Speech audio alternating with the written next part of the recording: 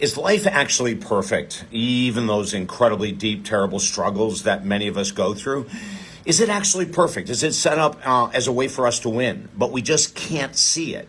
One of the biggest problems of seeing that life is perfect as it is when we hit challenges, right? When we hit the lottery, we have a great meal, or we have great sex, or we make money or something like that. Life seems perfect in that moment, right? And then all of a sudden a tragedy hits. And maybe we lose a loved one, like I lost my parents a couple years ago. Maybe we lose a job. Maybe we lose a house. Maybe we have really incredibly difficult health circumstances to overcome, and we go, is it really perfect?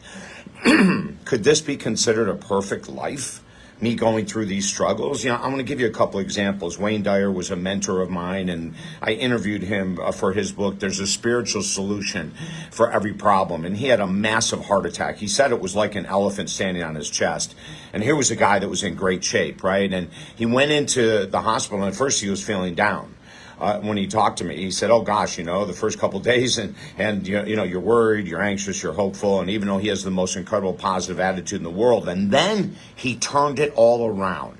He took this incredible challenge he was going through and he turned it into an opportunity for service, which is incredible, right? A lot of people would stay stuck in victimhood. Why did this happen? I take care of myself. I eat well. I exercise. This isn't fair. And they can go into a deep depression. Absolutely. Any type of major surgery, you can go into a deep depression. But Wayne Dyer caught it, and he turned this really difficult situation into something incredible as he would go around the hospital floor lifting the spirits of other patients. I mean, just incredible. Or what about John Walsh?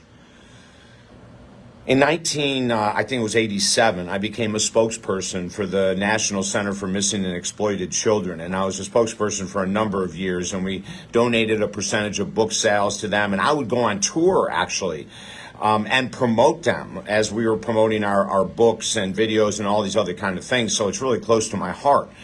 When John Walsh's son, Adam, was kidnapped and missing and then found dead, that is a massive, maybe one of the greatest massive challenges we can go through in life is to lose a child in that way. Oh my God, to lose a child in any way.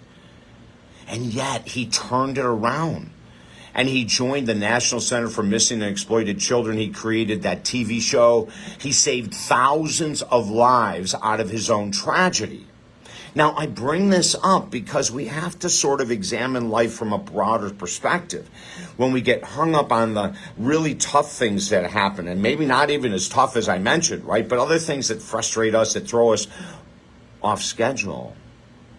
Maybe from this video, we can pull ourselves back and start to look at it from a broader perspective. Like my failed suicide attempt in 1990 completely changed my life in a positive way. I mean, I'm so fortunate. It turned me into this massive mental health advocate because I found that I had many mental health challenges I had never even known I had, for gosh sake, which led to the attempted suicide attempt. But after that almost tragedy, well, in and of itself, it's a tragedy. You go through trauma, you got to recover. It's about a year of recovery, at least it was for me, with heavy duty therapy and medication. And then I come out the other side and I say, oh my God, would I be this committed to helping millions of people in this world heal had I not gone through that tragedy? Now, I don't know if I would or not, but the whole video is I just want you to think and broaden yourself.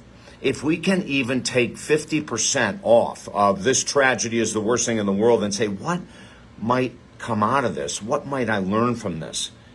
I think we can be victorious, even in those dark days that none of us want to go through. And I surely don't want you to go through those. If you need help, reach out to me at talkdavid.com. I'm here all the time. I'm David Essel, 45 years as a counselor, #1 best-selling author, radio, TV, podcast host. I'm here for you. Let's work together. Let's broaden our perspective so life is a lot less stressful and we learn how to heal tragedies and deal with them maybe on a little deeper perspective. It's not easy, but it's worth it. I'm David Essel. Have a beautiful day.